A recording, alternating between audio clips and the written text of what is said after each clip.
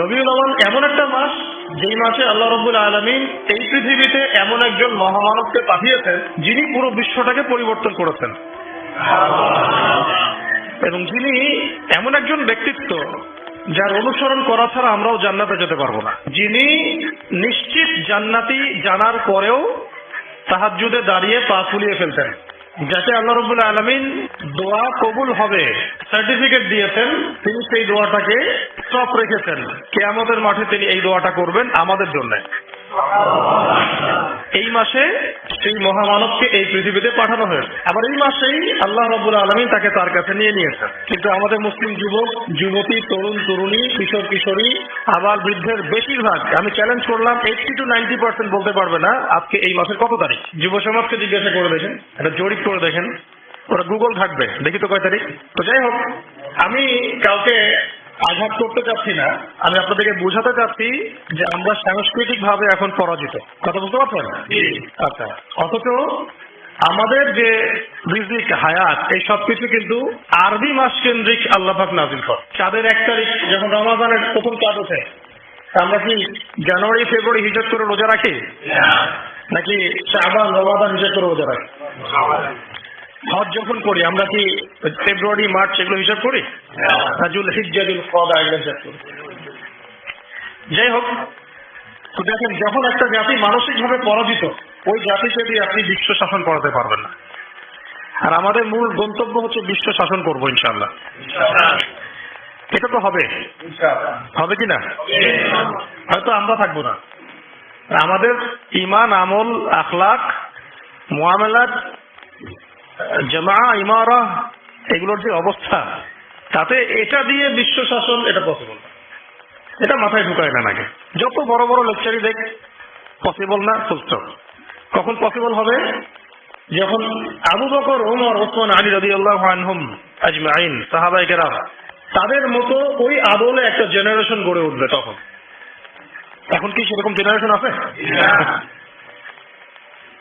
হিসাব করে দেখবেন, একটা সমাজের মধ্যে 80% মানুষ নামাজ পড়ে না। আমি চ্যালেঞ্জ করলাম। আর যারা নামাজ পড়ছি তাদের নামাজে কার কতটুকু বিশুদ্ধতা আছে এটাও একটা বিষয়। তেলাওয়াতের, রুকু সিজদার, তাসবিহ তাহলিলের, তারপরে আপনার খুশু খুজুর, এটাও একটা বিষয়। তারপরে আবার যারা আমরা পড়ি, আমরা কতজন আবার জামাতে পড়ি, এটাও একটা বিষয়। আর মহিলাদের তো দিনদারিতার অবস্থা আগে ভালো ছিল, এখনকার জেনারেশনের মহিলাদের যে অবস্থা, এই মেয়েদেরকে ঘরে নিয়ে আসলেও যে আপনি সুসন্তান পাবেন, এটাও ইল্লা মাশাআল্লাহ, যদি আল্লাহ চায় তাহলে সম্ভব, আদারওয়াইজ সম্ভব না। রোজা রাখে কত পার্সেন্ট দেখবেন হিসাব করে, কত পার্সেন্ট মানুষ যাকাত ফরজ হওয়ার পর যাকাত দিচ্ছে, এটা হিসাব করে দেখবেন। হিসাব করা যাবে, কিন্তু আমরা যদি আদমশুমারি করতে পারি, নামাজ শুমারিও করা যায়, সম্ভব ছিল। আবার ব্যবসা বাণিজ্য করতে গিয়ে কত পার্সেন্ট মুসলমান হালাল খায়, এটা আরো বড় কথা। চাকরি বাকরি, ব্যবসা বাণিজ্য, এই সব কিছুর মধ্যে এখন সুদ, ঘুষ আর দুর্নীতি। আমার কথা একদম সোজা সাপটা, কারো ভালো লাগলে লাগুক, না লাগলে নাই। আর আমার কবরে তো আর সে যাবে না, আর আমিও তো তার কবরে যাবো না। ঠিক আছে? একটা মন্তব্য করার পর যদি এটা নিয়ে সারা দেশে হইচই শুরু হয়ে যায়, কিছুই যায় আসে না আমার। কারণ যেটা সত্য সেটা বলতে হবে, বলতে হবে কিনা? তবে আমি চেষ্টা করছি ভদ্রভাষায় বলার জন্য, কাউকে আঘাত না করে। কাউকে আঘাত করা নবীর সুন্নত নয়, আমাদের সুন্নত। এটা আমাদের সুন্নত, মানুষকে আঘাত করা। হ্যাঁ, তো কত পার্সেন্ট মানুষ হালাল খায় এটা বড় কথা। হালাল ইনকাম ছাড়া ইবাদত আবার কবুল হচ্ছে না। ঘরে ঘরে সুদ, চাকরির পরতে পরতে ঘুষ, ফাইল নড়ে না। আর দুর্নীতি, দুর্নীতি বাংলাদেশের প্রধান সমস্যা। বাংলাদেশের প্রধান সমস্যা কিন্তু আপনার এটা নয় যে আমাদের ডলার নাই, ডলার সংকট, এইটা ওইটা, এগুলো মূল সমস্যা না। কিন্তু আমাদের এই পুরো ন্যাশনের 1 নম্বর সমস্যা হচ্ছে করাপশন, দুর্নীতি। আর এই নৈতিকতার শিক্ষাটা কোত্থেকে মানুষ পাবে? যে আমাকে যে ভালো হয়ে চলতে হবে, অন্যের হক নষ্ট করবো না, করলে আল্লাহ ধরবেন, হ্যাঁ আমার দুর্নীতি করা যাবে না, এটা হারাম হচ্ছে, মানুষের হক নষ্ট হচ্ছে, এই শিক্ষাটা কি স্কুলে দিবে? কলেজে দিবে, বিশ্ববিদ্যালয়ে দিবে, নাকি আপনাকে নামাজ এবং কোরআন দিবে? ইসলাম থেকে আবার মানুষকে দূরেও সরাচ্ছি, আবার মানুষকে সুশীল বানানোর চেষ্টাও করছি। কি একটা অবস্থা! মানে আমি মদের লাইসেন্সও দিচ্ছি, আবার মদ থেকে মানুষকে বিরত রাখারও চেষ্টা করছি। আশ্চর্য কথা। সিগারেট বিক্রিও করছি, আবার লিখছি যে এখানে ধূমপান স্বাস্থ্যের জন্য ক্ষতিকর। তাহলে বোঝেন, এই জাতিটাকে দিয়ে আপনি কি বিশ্ব শাসন করতে পারবেন? নবী সাল্লাল্লাহু আলাইহি ওয়াসাল্লামকে আল্লাহ পাক এমন একটা যুগে এই পৃথিবীতে পাঠিয়েছিলেন যেটা আমাদের চাইতেও জঘন্য একটা যুগ ছিল। আমরা এখন যে কথাগুলো বললাম যে আমাদের অর্থনীতির মধ্যে সমস্যা, মুআমালাতের সমস্যা, ইবাদতের সমস্যা, এর চেয়েও জঘন্য একটা যুগে আল্লাহ রাব্বুল আলামিন তার প্রিয় হাবিব মুহাম্মদ সাল্লাল্লাহু আলাইহি ওয়াসাল্লামকে এই মক্কাতে পাঠিয়েছেন। ওটাকে আমরা কি বলি? আইয়ামে জাহেলিয়া। কোন মাসে? কয় তারিখে? এটা নিয়ে আরেকটা মিসকনসেপশন আছে, এটা নিয়ে অনেক বর্ণনা আছে। অনেকগুলো সিরাতের কিতাবের মধ্যে 12 তারিখ পাওয়া যায়, আর অনেকগুলো সিরাতের কিতাবের মধ্যে 9 তারিখ পাওয়া যায়। 9-12, অনেকে 10-11 বলেছেন কেউ কেউ। এটা নিয়ে একটা মত পার্থক্য আছে। তো মত পার্থক্য থাক, মত পার্থক্যের জায়গা। এটা নিয়ে আমাদের, ওই যে বললাম, আমাদের শেকড়ে যাইতে হবে। ডালপালা নিয়ে এখন আলোচনার প্রয়োজন আছে? এই মাসে আল্লাহ রাসূল সাল্লাল্লাহু আলাইহি ওয়াসাল্লামকে আল্লাহ পাক দুনিয়াতে পাঠিয়েছেন এই মানবতার মুক্তির দূত হিসেবে। এটাই বড় কথা, তাই না? এখন কিভাবে তিনি মানবতাকে মুক্তি দিয়েছেন ওইটা আমরা দেখবো, নাকি? আমাদের মূল জায়গাটা কোনটা? কিভাবে তিনি এই পথ ভোলা জাহেলি মানুষগুলোকে খাঁটি মানুষ বানালেন, এটা দেখবো, নাকি? ওই সুন্নতটা যদি আমরা আবার চালু করতে পারি, তাহলে পৃথিবীর এমন কোন সভ্যতা নাই যেটা পরিবর্তন হবে না ইনশাআল্লাহ। এই তো কথা। আচ্ছা, যে মানুষটাকে আল্লাহ পাক পাঠিয়েছেন এই বিষয় পরিবর্তন করার জন্য, কোরআন দিয়ে, সুন্নাহ দিয়ে, তার আদর্শ দিয়ে, এবং আমরা তার উম্মত বলে দাবিও করি, এবং আমরা তাকে অনুসরণ না করলে জান্নাতে যেতে পারবো না। তিনি আমাদের জন্য সুপারিশ করবেন। তো সেই প্রিয় নবীর প্রতি ভালোবাসা তো আমরা খুব দেখাতে চাই।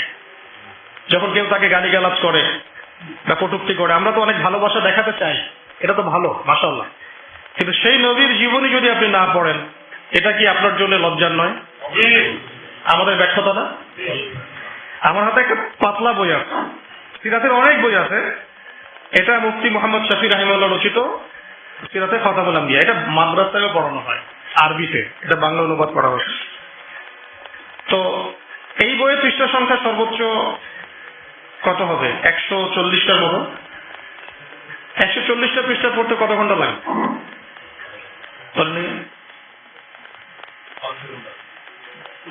3 ঘন্টা, 4 ঘন্টা, 5 ঘন্টা, 1 দিন, 2 দিন, 7 দিনের মধ্যে শেষ করা যায়?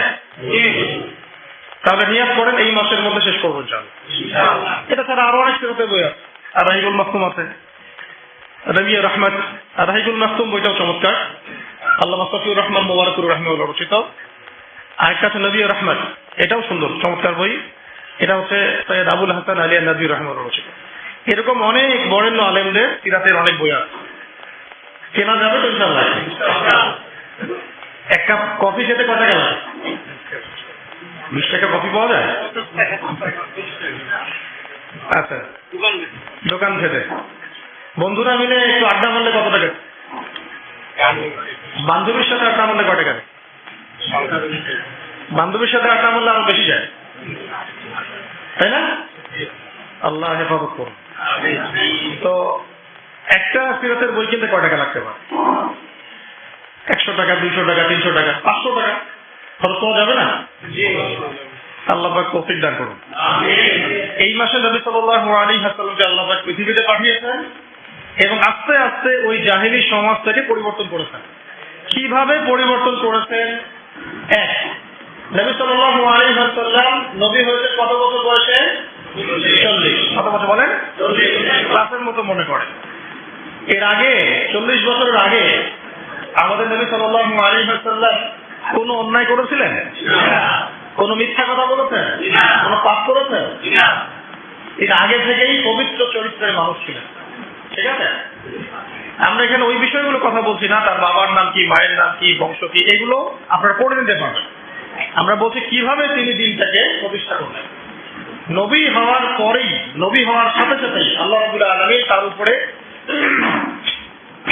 ওহী করেছেন সূরা আলাকের প্রথম 10 আয়াত। কোন সূরা? ইকরা বিসমি রাব্বিকাল্লাযী খালাক, এই সূরা। বা'দা আউযু বিল্লাহি মিনাশ শাইতানির রাজীম। এখানে আল্লাহ পাক তাকে পড়তে বলেছেন। কি বলেছেন?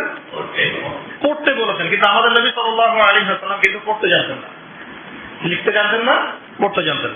আল্লাহ পাক তাকে এইভাবে কোনো স্কুল, কলেজ, মাদ্রাসা এইভাবে তিনি পড়াশোনা করে আসেন নাই। আল্লাহ পাক তাকে জ্ঞান শিক্ষা দিয়েছেন। আল্লাহ পারেন কিনা? তার মানে এখন দিনের জন্য আমরা যাই করতে চাই না কেন, প্রথম কাজ কি করেন? পেলেন তো? প্রথমে নবী সাল্লাল্লাহু আলাইহি ওয়াসাল্লাম প্রথম যে ওহীটা পেয়েছেন সেটা হলো ইকরা, পড়ুন। কি পড়বেন? বিসমি রাব্বিকাল্লাযী খালাক, আপনার সেই রবের নামে যিনি আপনাকে সৃষ্টি করেছেন। মানে যে জ্ঞান আপনাকে আল্লাহর কাছে নিয়ে যাবে ওই জ্ঞান আপনি শিখবেন, তাই তো? আর যে জ্ঞান আপনাকে আল্লাহ থেকে দূরে সরায় ওই জ্ঞান শিখবেন? আমরা এখন বেশিরভাগ ক্ষেত্রে ওই জ্ঞানই শিখছি যে জ্ঞান আমাদেরকে আল্লাহ থেকে দূরে সরাচ্ছে দিন দিন, তাই না? এটা কি বুঝতে পারেন কিনা? তো প্রথম কাজ আমাদের তাহলে দিন নিয়ে যেটাই করতে চাই, চলতে চাই, দিন প্রতিষ্ঠা করতে চাই, প্রথম কাজ কি হয়? আল্লাহ নবী সাল্লাল্লাহু আলাইহি ওয়াসাল্লাম ওহী পেলেন, এরপরে তিনি কাছের মানুষদেরকে দাওয়াত দেওয়া শুরু করলেন। তাহলে আমাদের সুন্নাহ কি? এখন আমাদের কাছের মানুষদেরকে দিনের দাওয়াত দেয়া। তো দিনের দাওয়াত দেওয়ার আগে আবার নিজেকে ঠিক হতে হবে, নিজেকে জ্ঞান অর্জন করে আমল করতে হবে, করে প্র্যাকটিসিং মুসলিম হতে হবে। এবার আমি আমার কাছের মানুষদেরকে দাওয়াত দিব। কাছের মানুষ বলতে সবার আগে ইসলাম কবুল করেছেন কে? তার স্ত্রী খাদিজা রাদিয়াল্লাহু আনহা, কাছের মানুষ আবু বকর সিদ্দিক রাদিয়াল্লাহু আনহু, চাচাতো ভাই আলী ইবনে আবি তালেব, যায়েদ ইবনে হারেসা রাদিয়াল্লাহু আনহু, আস্তে আস্তে এভাবে উসমান ইবনে আফফান, আব্দুর রহমান বিন আউফ, সাদ ইবনে আবি ওয়াক্কাস, তালহা বিন উবাইদুল্লাহ, জুবাইর ইবনে আওয়াম, আস্তে আস্তে আস্তে আস্তে মানুষ ছড়াতে থাকলো। প্রথম সুন্নাহটা কি তাহলে? আগেই একদম মানে কি বলবো, আগেই একদম বিশ্ব শাসন করার চিন্তা করা, আগে কাছের মানুষদেরকে পরিবর্তন করা। আর এই পরিবর্তন করতে গিয়ে অনেকে কথা শুনতে পারে, অনেকে কথা নাও শুনতে পারে। যারা শুনবে আলহামদুলিল্লাহ, যারা শুনবে না তাদের কোনো সমস্যা নেই। নবী সাল্লাল্লাহু আলাইহি ওয়াসাল্লামের অনেক চাচা ছিলেন, প্রায় 7 থেকে 9 জন। সবাই, কেউ কি ইসলাম কবুল করেছেন? মানে সবাই কি ইসলাম কবুল করেছেন? পরের দিকে আব্বাস রাদিয়াল্লাহু আনহু ইসলাম কবুল করেছেন। কিন্তু এই যে আবু জাহেলের নাম শুনেছেন, আবু লাহাবের নাম শুনেছেন, তারা কি সম্পর্কে নবী সাল্লাল্লাহু আলাইহি ওয়াসাল্লাম কি হতেন? তার মানে দাওয়াত দিলে কাছের সব মানুষ ইসলাম কবুল করবে বা দাওয়াত গ্রহণ করবে জরুরি না, নাও করতে পারে, বরং শত্রুতাও করতে পারে, তাই তো? কিন্তু আমাদের শুরুটা হবে এভাবে। তারপরে এরপরে নবী সাল্লাল্লাহু আলাইহি ওয়াসাল্লামকে আল্লাহ তাআলা ওহী করলেন সূরা শুআরার মধ্যে আছে, ওয়া আনজির আশিরাতাকাল আকরাবিন। এবার তোমার বংশের আত্মীয় স্বজনকে দাওয়াত দাও। বংশ আছে না আমাদের সবার? বংশের আত্মীয় স্বজন সবাইকে নবী সাল্লাল্লাহু আলাইহি ওয়াসাল্লাম সাফা পাহাড়ের নিচে ডেকেছেন। কোন পাহাড়? সাফা মারওয়া দেখেছেন কিনা? যারা গিয়েছেন দেখেছেন হয়তো। সাফা তো আগের মতো নাই, এটা এখন গ্লাস দিয়ে বন্ধ করা আছে। তো সাফা পাহাড়ের পাদদেশে নবী সাল্লাল্লাহু আলাইহি ওয়াসাল্লাম এই ইয়ামা আশার কুরাইশ সবাইকে ডেকেছেন। ডেকে বলেছেন, আমি যদি তোমাদেরকে বলি এই পাহাড়ের পিছনে সেনাবাহিনী আছে, তোমাদেরকে আক্রমণ করবে, তোমরা কি বিশ্বাস করবে আমার কথা? সবাই বলছে হ্যাঁ করবো। কেন করবো না? তুমি হচ্ছে আল আমিন, সত্যবাদী, তুমি সবসময় সত্য কথা বলো, তোমার কথা কেন বিশ্বাস করবো না? তখন তিনি বললেন যে তোমরা কুলু লা ইলাহা ইল্লাল্লাহ তুফলিহুন, তোমরা সবাই বলো যে আল্লাহ ছাড়া প্রকৃত কোনো মাবুদ নাই, তাহলে সফল হয়ে যাবে। ব্যাস, এই বলার সাথে সাথেই নবী সাল্লাল্লাহু আলাইহি ওয়াসাল্লামকে পাথর মারা শুরু। আবু লাহাব কে মেরেছে প্রথম? ওই জন্যই তো সূরা নাযিল হলো, তাব্বাত ইয়াদা আবি লাহাব। ব্যাস, এই হলো শুরু। তারপরে নবী সাল্লাল্লাহু আলাইহি ওয়াসাল্লাম নবুয়তের বয়স কত? 23 বছর। কত বছর? এই 23 বছরের মধ্যে মক্কায় ছিলেন কত বছর বলেন? 13 বছর। আর মদিনায় 10। এই প্রথম 13 বছর মক্কায় ছিলেন। প্রথম 13 বছরের প্রথম 3 বছর তিনি এইভাবে গোপনে দাওয়াত দিয়েছেন। কত বছর? আমরা তো 3 দিন দাওয়াত দিয়ে হাবশায় যাই, তাই না? প্রথম 3 বছর আল্লাহর নবী গোপনে দাওয়াত দিয়েছেন, গোপনে গোপনে, individually, man to man, door to door. তারপরে তিনি প্রকাশ্যে দাওয়াত দেওয়া শুরু করলেন। আর যখনই প্রকাশ্যে দাওয়াত দেওয়া শুরু করলেন, ব্যাস তখনই তার উপরে অমানবিক সব নির্যাতন নেমে আসে। আমরা উমরা সফরে একবার মক্কায়, একবার মদিনায়, দুইবার আমরা জামাত আগে যেতে পারি নাই, কাতারের সামনে যেতে পারি নাই। তো তাপমাত্রা দেখলাম সেদিন প্রায় 44 ডিগ্রি তাপমাত্রা, 44 কি 42 ডিগ্রি তাপমাত্রা, তো গরম। তো বাধ্য হয়ে একদিন মক্কায় আমাদেরকে রাস্তায় নামাজ পড়তে হয়েছে। রাস্তা মানে হারামের মধ্যেই, যারা হজ উমরা করেছেন তারা তো জানেন, হারামের সাথেই রাস্তায়। ওটা ওখানকার একটা কমন বিষয়, নামাজের আজান হয়ে গেলে মানুষ দাঁড়িয়ে যায় ওখানে, রাস্তায় দাঁড়িয়ে যায়, হারামের মধ্যে। মদিনা তো একেও। তো ওই গরমের মধ্যে আর জায়গা না পেয়ে রাস্তায় একদিন দাঁড়াতে হলো। দাঁড়াতেই জায়নামাজের উপরে দাঁড়াতে আমাদের হিমশিম খেতে হবে, মনে হচ্ছে পা পুড়ে যাবে। তার উপর রুকু করা, সিজদা করা, তাশাহুদের শেষ বৈঠক, কপাল লাগানো। তখন একজন সাহাবীর কথা মনে পড়ছিল, বেলাল রাদিয়াল্লাহু আনহু। কোন সাহাবী? বেলাল রাদিয়াল্লাহু আনহু। এটা তো কিছুই না, তাকে মরুভূমির গরম বালির মধ্যে শুইয়ে উপর থেকে চাবুক করা হয়েছে, তার উপর বুকে পাথর চাপাতে। তো নির্যাতনের, আমরা আসলে নির্যাতনের নও জানি না। এই যে আমাদের জেল, জুলুম, তারপরে গুম, এগুলো কিছু না। নির্যাতন যা হয়েছে সাহাবীদের উপরে এবং আমাদের নবী সাল্লাল্লাহু আলাইহি ওয়াসাল্লামের উপরে, এটা কল্পনার বাইরে, আমরা এটা কল্পনা করতে পারবো না।